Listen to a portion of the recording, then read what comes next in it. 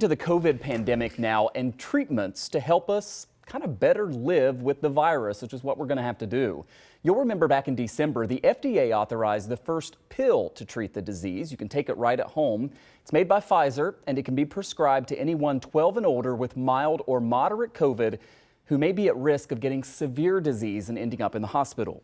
In clinical trials, the Pfizer drug managed to prevent severe disease in almost 90% of people. Last month, President Biden said that the federal government is doubling its order of that antiviral pill, looking to get 20 million doses. We've heard from a lot of you asking when. We spoke with Dr. Rachel Levine. She is Assistant Secretary for the U.S. Department of Health and Human Services. And we asked about the Pfizer pill and other therapeutics and when they're going to be widely available. We are working with Pfizer and other companies to manufacture more of those therapeutics and then working to purchase through the federal government and then send out to the states everything that we can get. So we do anticipate as we go through the spring that we'll start to see improvements in terms of the supply. But again, everyone's working full out to get those medications, to buy them and to distribute them to the states and territories.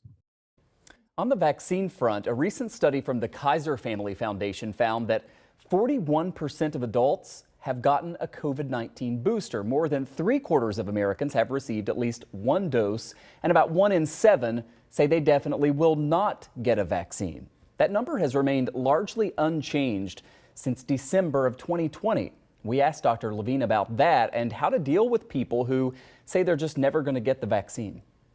The vaccine mandates, they've had different challenges in the courts, et cetera, but it has been an important measure to have people vaccinated. We do encourage businesses to recommend and, if necessary, mandate that their workers get vaccinated. We'll continue to put out our public health messages about the safety and the effectiveness of the vaccines. And, I think that what this shows is that we are all interconnected and that with the decisions that each one of us makes impacts the health of our community, it impacts the health of your state, it impacts the health of our nation and the world. So we really want people to take that into consideration when they think about their personal choices about vaccines.